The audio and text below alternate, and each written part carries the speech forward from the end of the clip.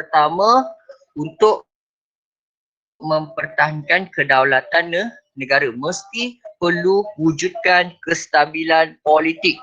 Okey.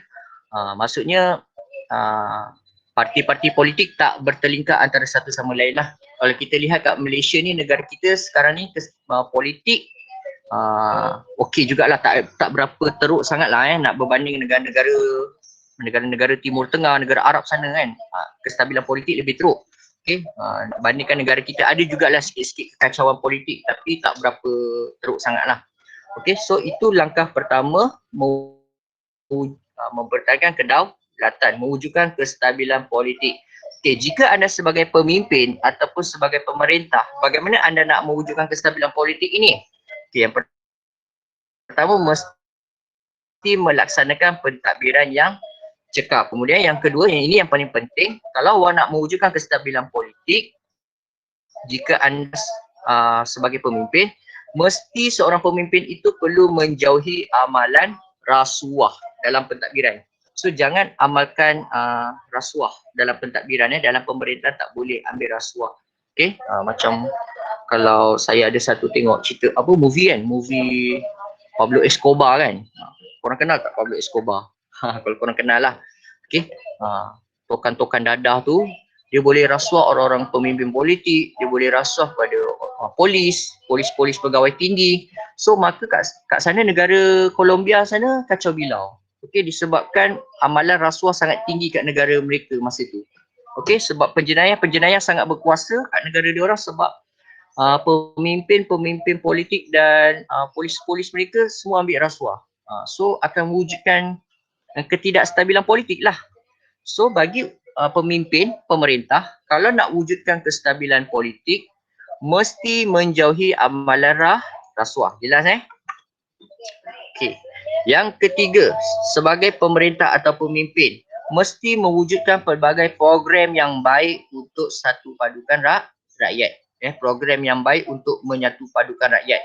Contoh pun awak boleh bagi. Larian amal ke, ataupun program gotong royong ke, kan, antara masyarakat berbilang kaum. So program-program yang baik macam tu dapat satu padukan rakyat. Seterusnya mewujudkan kestabilan politik. Itu jika anda sebagai pemerintah maupun pemimpin. Okey? Okey, kalau jika anda sebagai rakyat pula, bagaimana nak mewujudkan kestabilan politik? Kan? Rakyat ni tak terlibat dalam politik tapi ada juga peranan dia. Peranan rakyat, kalau nak wujudkan kestabilan politik, kita senang aja. Setia pada raja dan negara. Okey, simple. Okey, itu je tanggungjawab rakyat. Kita tak buat kerja-kerja politik kan. So kita tanggungjawab kita nak pastikan politik kita stabil. So kita kena setia pada raja dan negara. Okay, kemudian menyokong segala usaha dan dasar kerajaan. Apa saja undang-undang maupun dasar kerajaan, kita sebagai rakyat biasa kita sekadar sokong saja dasar-dasar kerajaan yang baik. Okey. Kemudian yang ketiga, menyanjung tinggi perlembagaan persekutuan. Okey, itu saya dah ajar lah. Biasa kalau nak jawab soalan kebat, kalau awak tak tahu, tak ada idea nak jawab soalan kebat, kan, peranan anda sebagai rakyat nak memastikan negara maju ke apa ke kan, awak ingat rukun negara je, prinsip rukun negara. Awak gunakan prinsip rukun negara. Okay, so awak boleh jawab soalan-soalan macam ni. Okay, kemudian yang terakhir, sebagai rakyat nak memastikan kestabilan politik perlu mematuhi undang-undang negara. Okay, walaupun awak tengok benda ni semua dalam buku teks, tapi ini menurut saya lah, kalau soalan ni keluar SPM, saya andaikan jawapan dia akan jadi mana-mana munasabah. Dia tak semestinya dalam buku teks. Okey, sebenarnya ini dia bagi panduan untuk korang supaya korang biar tahu membaca, selalu membaca. Jadi bila korang selalu membaca, korang mudahlah nak jawab. Okey, tapi kalau buku-buku teks lama, soalan-soalan topik-topik macam ni dia tak keluar kat dalam buku teks, dia tak bagi pun. Kalau keluar soalan kebat macam ni, korang pandai-pandai lah fikir. Okey, tapi kat buku teks baru ni saya perasan semua dia masukkan. Okay, supaya terdedah dengan murid-murid terdedah dengan pembacaan yang menyebabkan korang ni, korang terbuka lah. Fikiran korang boleh terbuka. Korang boleh jawab soalan macam ni nanti. Sebab dia dah bagi dah isi. Okey, itu yang pertama. pertama Boleh sambung?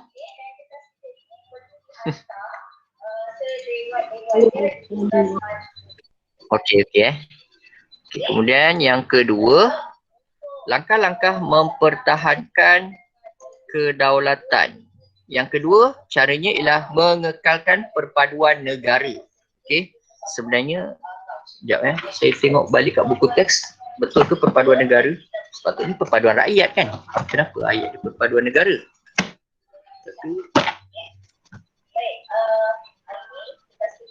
Mengekalkan, saya salah, saya typo. Sorry, saya betulkan balik. Perpaduan kaum. Okey, patutlah.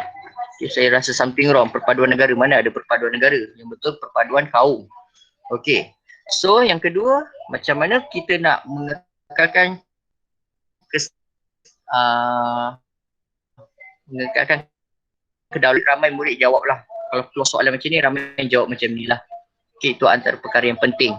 Okey, jika sebagai pemimpin atau pemerintah, okey, pemerintah kena buat apa kalau nak mengekalkan perpaduan kaum? Okey, pemerintah kena mengadakan program atau kempen ke arah memupuk perpaduan rakyat berbilang kaum. Awak dengar tak suara saya? Dengar. Okey, sebab macam kuat lah.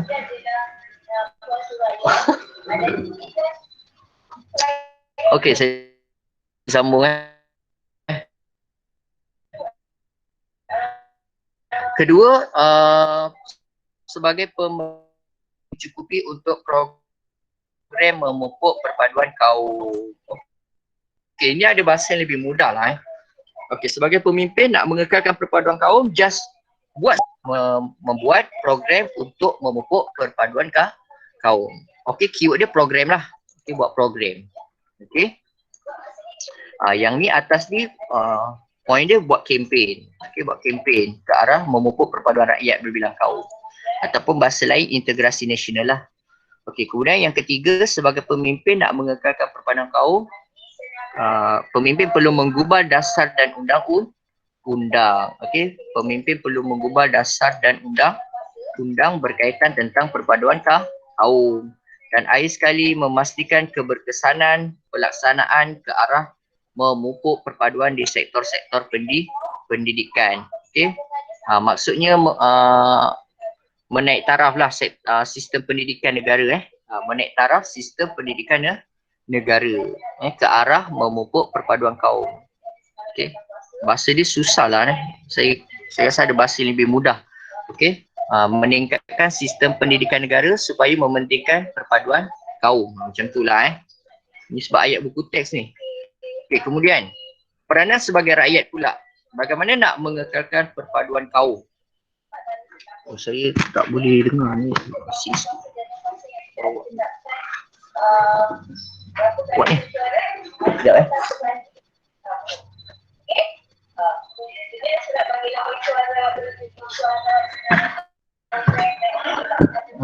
kelas.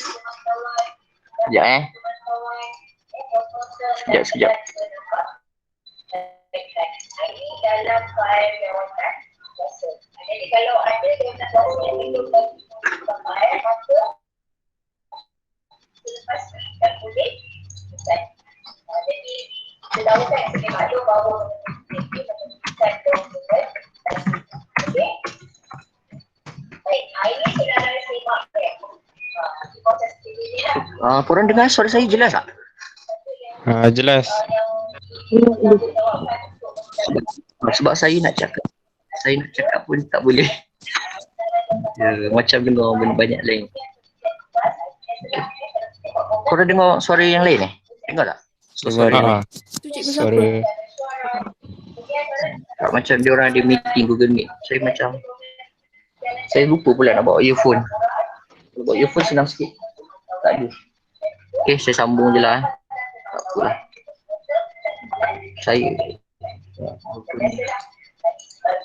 Okey, kemudian peranan rakyat. Bagaimana rakyat pula nak kekalkan perpaduan kaum? Simple je. Awak sebagai rakyat, tanggungjawab awak nak jaga perpaduan kaum. Awak perlu Sebagai rakyat nak jaga perpaduan kaum perlu gunakan bahasa kebangsaan.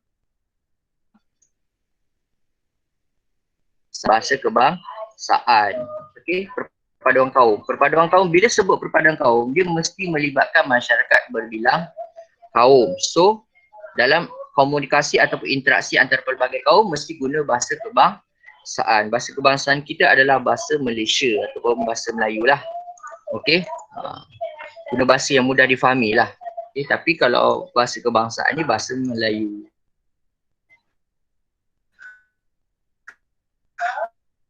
Okay, kemudian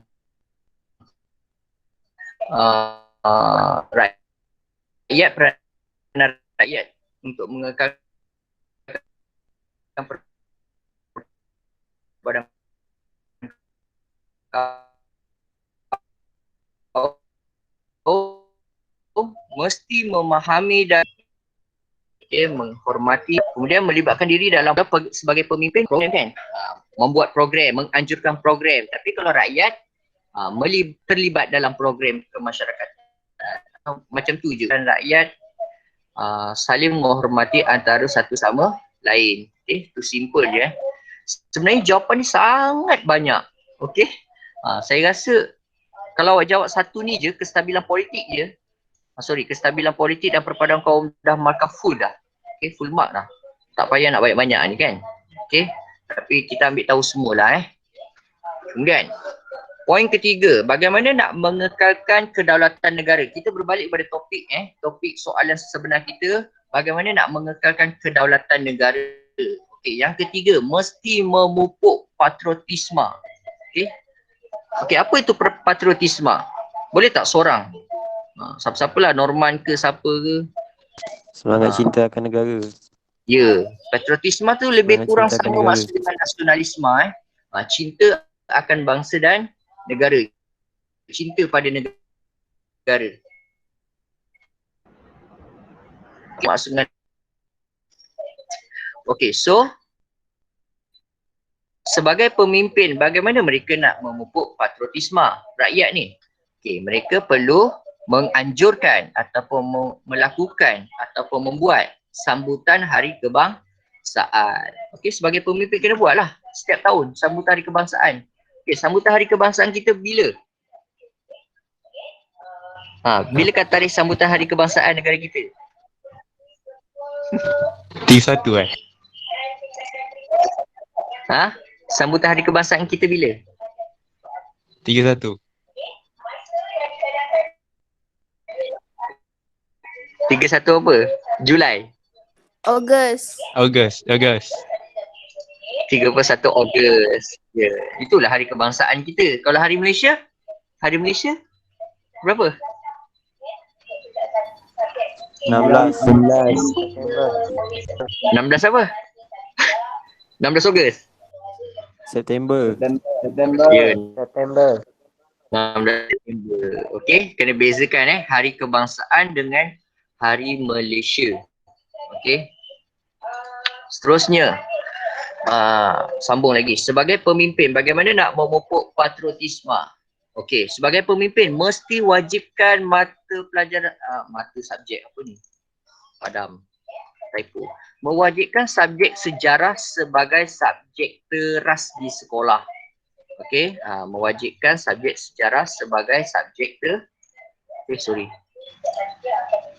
sebagai subjek teras di sekolah bagi melahirkan generasi yang peka dengan sejarah negara. Okey, memang sejarah memang dah jadi wajib subjek teras dah lama dah, tapi subjek wajib lulus SPM tahun 2013. Orang lah merasa benda tu. Zaman-zaman saya tak wajib lulus. Itu yang ramai orang macam anggap subjek sejarah ni tak penting. Kalau zaman saya tak penting pun subjek sejarah ni, macam diorang tak belajar sangat pun sebab tak wajib lulus kan. Tapi zaman-zaman sekarang ni dah wajib lulus. Baru orang fikir nak belajar sejarah betul-betul. Kalau tak, takut gagal kan, tak dapat CJ. Okay, so itu peranan pemimpin dalam memupuk patriotisme, mewajibkan subjek sejarah sebagai subjek teras di sekolah bagi melahirkan generasi yang peka ataupun yang tahu dengan tentang sejarah negara. Tentang sejarah negara. Okey, kemudian seterusnya sebagai pemerintah nak memupuk patriotisme rakyat mesti menganjurkan kempen cintakan negara di seluruh negara. Tak kisahlah kempen nak buat kat mana-mana pun. Nak buat kat YouTube ke, nak buat kat televisyen ke, radio ke, mana-mana lah media massa ke, akhbar majalah, mana-mana tempat boleh buat kempen. Sekarang ni zaman pandemik tak boleh nak kempen kat luar kan, kat atas pentas ke. Kan? Okay, kemudian menggalakkan produser filem menghasilkan menerbitkan ayat saya ni tu balik. Menggalakkan produser filem menghasilkan filem-filem yang dapat memupuk semangat patriotisme rakyat. Okey. Produser filem ni penerbit lah, penerbit filem produser tu penerbit filem. So kebanyakan kita tengok filem Malaysia sekarang banyak tak filem sejarah? Nak bandingkan filem-filem aksi ke, filem cinta ke, filem komedi, banyak ke filem sejarah awak rasa? Kurang. Tak banyak kan? Boleh tak awak cuba awak bagi tahu saya filem sejarah apa yang awak tahu? Awak beritahu kat chat. Bukit Kepong. Bukit Kepong. Cuba awak type. Filem sejarah apa yang awak tahu? Filem sejarah Malaysia lah, Bukit bukan Kepong. luar negara tau. Okey, Bukit Kepong lagi.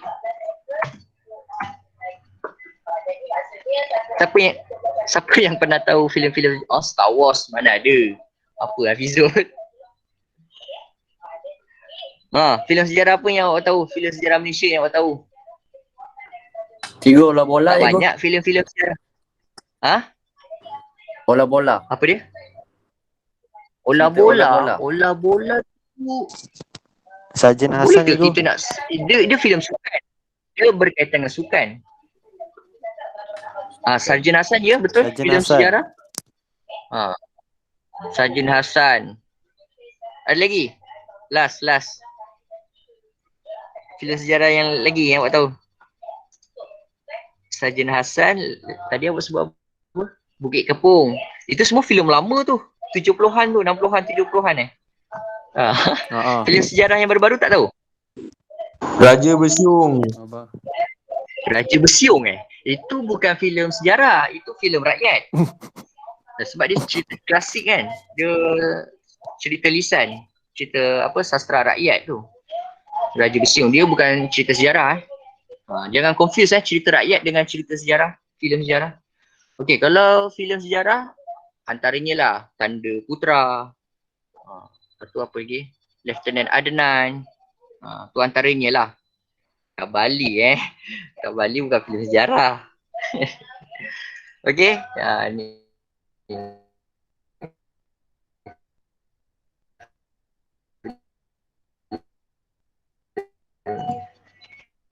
Okey, yang terbaru filem sejarah akan datang yang Syamsul Yusof, filem sejarah akan datang Syamsul Yusof Okey. Scope production tu kan. Okey, kemudian sambung. Okey, itu antaranya sebagai pemimpin atau pemerintah nak memupuk patriotisme rakyat, pemimpin ni atau pemerintah perlu galakkan penerbit filem ataupun produser filem buat filem-filem sejarah yang dapat memupuk semangat patriotisme rakyat. Okey. Tapi mungkin kebanyakan produser filem ni tak suka buat filem sejarah sebab nanti tak ada penonton datang. Rugi.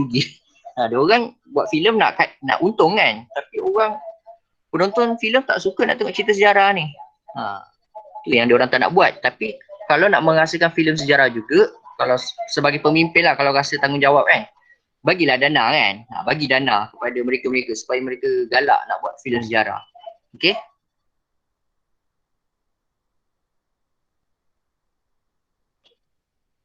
Okey. Kemudian yang terakhir sebagai pemerintah nak memupuk patriotisme sebesar mengiktiraf kepada rakyat-rakyat yang menyumbang jasa besar terhadap negara yang dah menaikkan nama negara dengan mengabadikan nama mereka pada bangunan dan nama jalan. Okey, ataupun bagi anugerah pingat ke kan. Macam siapa? Contoh Lee Chong Wei kan. dapat gelaran Datuk. Nicole and David dapat gelaran Datuk disebabkan sumbangan dia menaikkan nama negara. Okey. Atau tapi kalau buku teks ni dia bagi cadangan nak perlu abadikan nama-nama dia orang pada nama jalan, pada nama bangunan. Mungkin suatu hari nanti taman, mana tahulah Taman Bandar Putra ni ada satu nama Jalan Lee Chong Wei. Yang manalah tahu. Contoh kan. Itu sebagai contoh lah. Okey. Seterusnya rakyat. Okey, memupuk patriotisme. Okey, sebagai rakyat. Okey, sebagai rakyat macam mana kita nak memupuk semangat patriotisme dalam diri kita? Okey. Menghormati lambang-lambang negara. Lambang negara ni termasuklah bendera kebangsaan. Bendera Malaysia lah, Jala Gemilang. Okey, Jata Negara dan Lagu Negaraku. Okay, kemudian menghargai adat dan warisan negara. Meningkatkan imej dan nama negara. Okey, di peringkat antarabangsa. Dan terakhir, sebagai rakyat, kamu haruslah menghargai tokoh pelbagai kaum dalam usaha mereka nak dapatkan kemerdekaan negara. Contohnya wakil orang Melayu yang kita perlu hargai diorang, Tunku Abdul Rahman. Wakil Cina, Tan Cheng Lock. Wakil India, Tun Sambatan. Okey? Alright. Terus je. Dah habis lah. Nanti ada latihan ni, korang kena buat lah. Seterusnya, mengukuhkan pertahanan negara. Okey, mengukuhkan pertahanan negara. Okey. Berbalik dengan soalan kita tadi, bagaimana nak mengekalkan kedaulatan negara? Pertama, okey, sebagai pemimpin perlu mengukuhkan pertahanan negara. Itu paling simple lah, basic. Okay. Kita nak pastikan negara kita tak dijajah. Mesti kuatkan pertahanan negara kita. Okay, contohnya senapang lama zaman Perang Dunia Kedua. Maksudnya, okay. Menteri Pertahanan perlu pastikan tentera-tentera kita ni sentiasa dilengkapi dengan senjata yang canggih, senjata yang moden, senjata yang baru. Kan? Janganlah kita pakai senjata-senjata yang senapang zaman 60-an lagi, 70-an lagi. Tak boleh lah. Okey. Kemudian kedua, pemerintah perlu memastikan pasukan keselamatan negara kita sentiasa bersiap sedia. Okey, bersiap sedia menghadapi sebarang ancaman. Okey, bersiap sedia ni maksudnya tentera tu memang kena kekalkan lah dalam latihan. Okey, kena sentiasa training. Okey, tentera tak boleh training tu sebulan sekali ke, tak boleh. Kena setiap masa lah. Okey, seminggu sekali je lah bagi cuti. Kena sentiasa bersiap sedia. Orang-orang yang tentera-tentera yang muda lah kan, sentiasa terlatih. Okey, dalam keadaan terlatih untuk menghadapi segala ancaman. Okey, tentera kita. Tak kisahlah polis ke tentera ke. Kemudian ketiga, mengadakan perjanjian pertahanan serta latihan ketenteraan dengan negara serantau dan negara antarabangsa. Maksudnya Malaysia ni, okey, untuk yang ketiga ni, perjanjian pertahanan ataupun latihan ketenteraan ni, maksudnya negara Malaysia perlulah ada kerjasama dengan negara-negara lain. Ada latihan ketenteraan bersama, okey, dengan negara-negara lain supaya ikatan kita dengan negara-negara tersebut kuat. Okey, kita melindungi antara satu sama lain. Contohnya bagi saya lah, kalau saya sebagai pemimpin lah kalau Malaysia, kita perlu ada hubungan baik dengan negara jiran dulu. Itu yang paling penting. Kita perlu ada hubungan baik dengan negara-negara jiran kita. Contohnya Indonesia, Singapura, Brunei, Thailand, apa lagi? Filipina. Kita kena ada hubungan rapat dengan negara diorang. Okey, itu sangat penting. Okey, sebab kalau contoh ada negara kuasa jauh, kuasa-kuasa barat ke apa semua nak ancam kita kan, dia mesti nak menempatkan tentera diorang dengan negara-negara jiran kita. Itu pasti. Okey, untuk diorang nak masuk serang tentera darat, mesti masuk kat negara-negara jiran. Kalau kita ada hubungan rapat dengan negara jiran kita tak benarkan tentera diorang nak tentera diorang nak letak tempat diorang. So diorang pun ada masalah nak menyerang negara kita. Itu tak berlaku kat negara-negara Arab macam Iraq kena serang. Banyak pangkalan-pangkalan jiran Iraq tu Diorang sediakan tanah diorang untuk tentera Amerika buat pangkalan. Itu yang menyebabkan tentera Iraq, negara Iraq tu diserang oleh Amerika. Negara-negara jiran Iraq tu membenarkan tentera Amerika tu letak tentera-tentera diorang kat negara-negara jiran diorang. Sebab Iraq ni banyak musuh dengan negara Arab yang lain. Itu sebabnya. Sama juga macam kesnya Malaysia, kalau nak mempertahankan kedaulatan negara, kita mesti ada hubungan baik dengan negara-negara jiran. Contohlah saya bagi contoh, kalau Amerika nak serang negara kita. So Amerika minta Singapura tolong benarkan tentera laut kami di kawasan perairan anda. Tapi contoh Singapura tak benarkan. Singapura tak boleh, Malaysia ni kawan baik saya. Kami tak benarkan perairan kami untuk tentera kamu untuk serang Malaysia. Itu takkan berlaku lah. Faham Itu simpelnya lah. Okey, seterusnya menggubah dasar dan undang-undang berkaitan dengan melindungi keselamatan negara. Typo.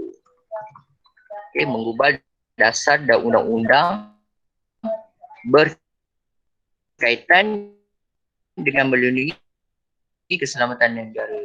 Okey, dan terakhir okey, untuk sebagai rakyat nak mengukuhkan pertahanan negara, apa peranan rakyat ni nak mengukuhkan pertahanan negara? Okey, sebagai rakyat kita sertai. Okey, sebagai rakyat kita sertailah. Kita tak boleh beli senjata. Sebagai rakyat mana boleh beli senjata daripada luar negara kan? Rakyat ni orang biasa kan. Sebagai rakyat mesti menyertai pasukan keselamatan negara. Contohnya polis dan tentera lah. Dia sanggup berkorban untuk mempertahankan negara, peka terhadap isu keselamatan negara. Contohnya, typo lagi. Contohnya, memberikan maklumat pencerobohan sempadan negara. Maksudnya kita tak memberi maklumat. Peka contohnya.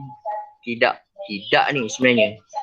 Tidak memberikan maklumat pencerobohan. Sorry. Betul lah. Contohnya memberikan maklumat pencerobohan sempadan negara. Okey, maksudnya kat sini rakyat lah yang duduk kawasan Sabah, sempadan-sempadan negara lain kan. Kita nampak ini macam pengganas Abu Sayyaf kan, nak masuk perairan Sabah contoh. So sebagai rakyat kat situ cepat-cepat bagi maklumat kepada tentera ataupun polis kan. Nanti kan polis datanglah buat serbuan. Okey, macam tu. Maksudnya rakyat perlu peka terhadap isu keselamatan negara, memberikan maklumat pencerobohan sempadan negara. Kalau kita nampak macam orang-orang yang curiga kan, bawa apa tu, tak bawa dadah ke apa, bawa senjata kan, bawa masuk seludup apa-apa kan, barang haram ke, kita cepat-cepat bagi maklumat. Okey. Dan terakhir sebagai rakyat,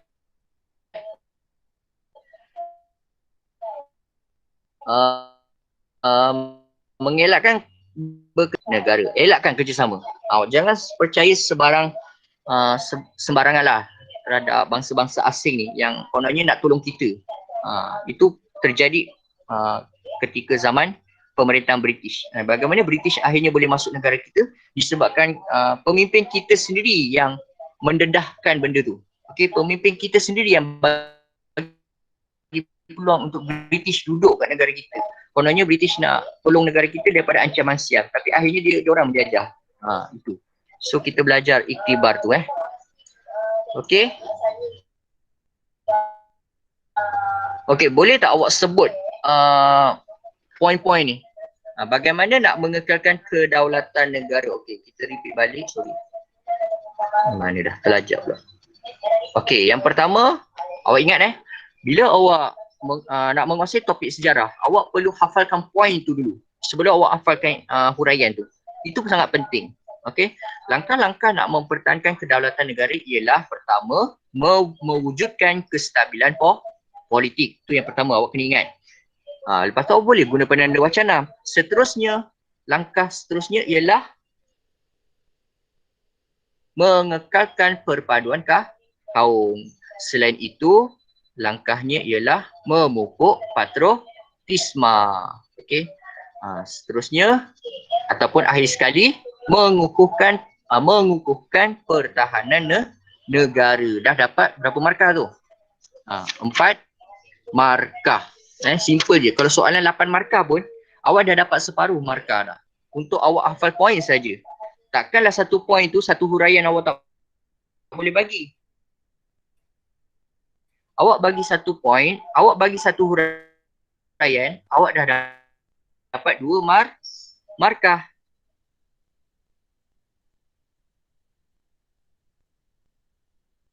So kalau 4 point, awak setiap point tu awak bagi 1 markah saja, 1 huraian saja ataupun 1 contoh, awak dah dapat flah untuk awak.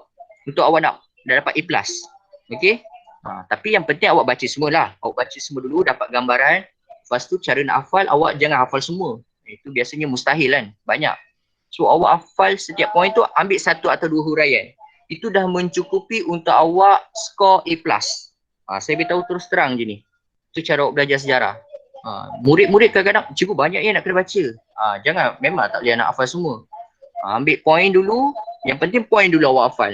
Lepas tu huraian tu ambil 1 atau 2 isi je. Okey, jelas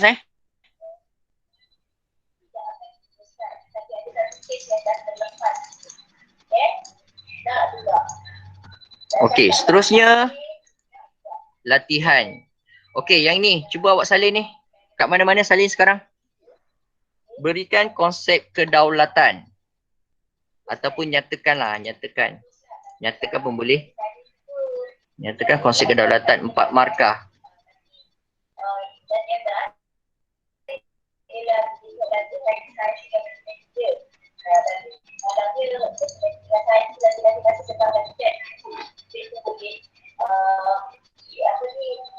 Okey, dah salin belum? Dah. Soalan tu?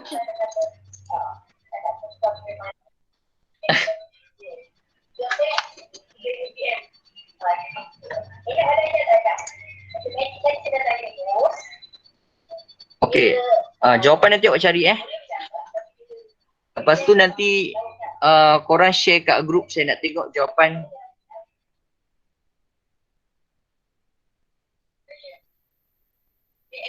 Kemudian dah salin ni. Soalan kedua, terdapat pelbagai ciri-ciri yang diperlukan sesebuah negara bagi membentuk negara yang berdaulat. Huraikan pernyataan berikut. Okey, salin ni. 8 markah ni nak. Ni topik yang sebelumnya tau. Topik yang sebelumnya. Terdapat pelbagai ciri-ciri yang diperlukan sesebuah negara bagi membentuk negara yang berdaulat. Huraikan pernyataan berikut. Okay, kalau baca soalan ni, apa yang dia nak sebenarnya soalan ni? Kendak soalan dia apa? Dia nak apa sebenarnya soalan? Apa kendak soalan? Ciri-ciri sebuah negara bagi membentuk negara yang berdaulat. Betul. Membentuk negara yang Betul. berdaulat. Dia nak ciri-ciri negara berdaulat. Ciri negara berdaulat ada berapa? Ada 4. Kalau tengok muka surat 8, ada 4. Okey, mempunyai pemerintahan, mempunyai rakyat, mempunyai sempadan, mempunyai perundangan. Okey, kat situ awak dah dapat 4 markah kan? Tapi saya nak macam mana awak cukupkan 8. Setiap 1 point tu awak bagi 1 huraian dah mencukupi. Dapat 8 markah. Mempunyai pemerintahan, awak bagi 1 huraian dia. Mempunyai sempadan, bagi 1 huraian. Macam tu. Dah cukup 8 markah. Tak payah awak nak tulis semua. Macam tu cara awak nak skor. Skor lah. Okey. Okey, kemudian. Okey, soalan 3 nanti dululah. Jelaskan kepentingan mewujudkan negara berdaulat kan. Ni soalan 4. Okey, salin pula soalan nombor 4. Saya bagi awak 3 soalan lah. Sebagai warga negara Malaysia, ingat soalan dia tanya siapa ni? Sebagai warga negara. Dia tanya sebagai rakyat ke sebagai pemerintah sebenarnya? rakyat.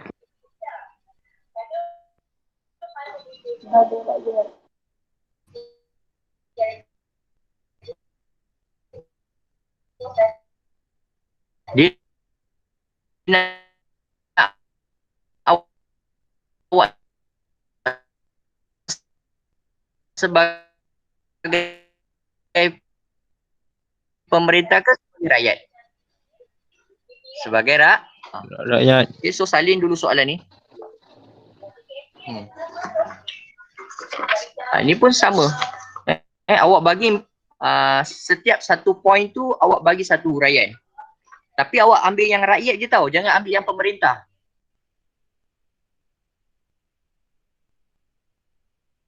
Sebab ditanya sebagai warga negara. Isi-isi pula. Okey? Simple je sebenarnya Dah salin soalan?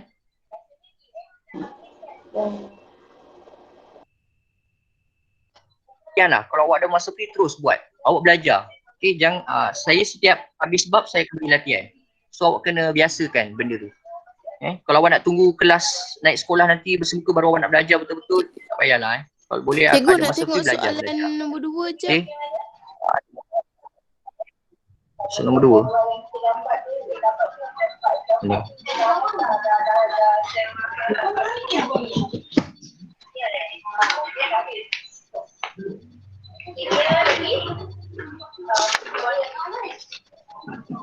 Nota ni saya dah share belum kat korang Bab 1 ni? Saya dah bagi ke belum kat korang? Belum. Tak ada bagi Nanti saya bagilah. Yang bab 1 ni saya bagi free Saya dah buat sampai bab 3 Soalan 3 boleh? Soalan 3? Soalan 3 ni. Soalan 3. Okey dah. Soalan 3 bukan tak payah ke? Boleh je. Tapi kalau awak nak ambil je lah. Kalau nak exercise sendiri kan. Tapi yang ni saya tak wajibkan lagi. Yang saya wajibkan yang ni. Ni soalan 4 pun sekali. Yang kita baru belajar tadi. Okey. Dan dah Okey, tengok soalan 5. Kita tengok belajar seimbas lah. Soalan 5 ni saya dah bagi jawapan dah. Tapi kita ambil tahu je. Bagaimanakah anda menghadapi cabaran untuk mengekalkan kedaulatan negara? Okey. Apa cabaran ni? Bagaimana awak nak menghadapi segala cabaran nak menjaga kedaulatan negara? Okey, sebagai rakyat, anda ni rakyat lah. Awak sebagai rakyat tau sebenarnya. Anda. Dia tanya anda ni, awak ni rakyat kan, bukan pemimpin. Okey, anda ataupun saya lah. Saya tidak akan membiarkan diri saya supaya tidak dipengaruhi oleh budaya asing yang merosakkan akal fikiran. Okay, kemudian saya akan memupuk semangat patriotisme dalam diri. Saya akan sanggup berkorban untuk negara. Saya akan sentiasa menghayati rukun negara. Okay, saya sentiasa menyokong dasar-dasar kerajaan. Saya sentiasa menghormati perlembagaan persekutuan ataupun perlembagaan negara. Saya sentiasa mematuhi undang-undang negara. Saya sentiasa memelihara perpaduan dalam kalangan rakyat berbilang kaum. Okey, ini contoh jawapan kebat saya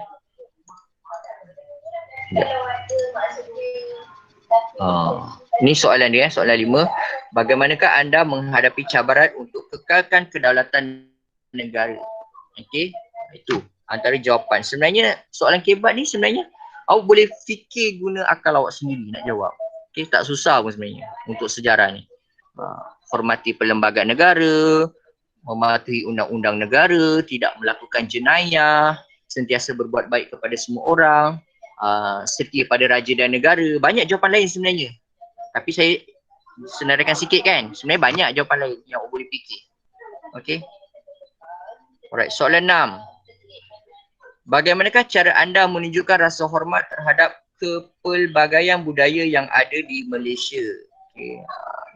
Bagaimana cara anda nak tunjukkan rasa hormat, respect awak pada kepelbagaian budaya yang ada di Malaysia? Antara jawapannya, awak tidak mempersendakan budaya kaum lain, sentiasa menghormati budaya kaum lain, mengambil tahu dan mengkaji budaya kaum lain, menghadiri rumah terbuka perayaan kaum lain, sentiasa mempromosikan budaya kaum lain kepada keluarga dan rakan-rakan.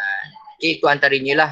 Sebenarnya kat sini boleh jadi mana-mana mudah sabar. Okay, mana-mana jawapan yang mudah. Jawapan dia boleh luas banyak. Okay, cara anda nak menunjukkan rasa hormat. Okay, sentiasa menyapa jiran-jiran jiran-jiran anda ke semua kan. Okay, ada soalan tak?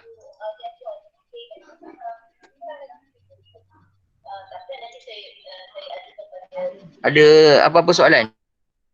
Bab 1 ni tentang kedaulatan ya, topik kedaulatan. Dah habis kita buat 1 next week. Next kelas bab 2. Esok esok kot kelas. Esok ada kelas. Ada apa-apa nak tanya tak? Line saya teruk? Siapa bilang cerita? Teruk ke line saya? Tak ada ke? Tak ada. Kadang-kadang tersekat. Tak ada Tu- Okey, tu tadi saya je. nak bagi saya nak bagi ke link kehadiran sekejap. Nanti korang kena isi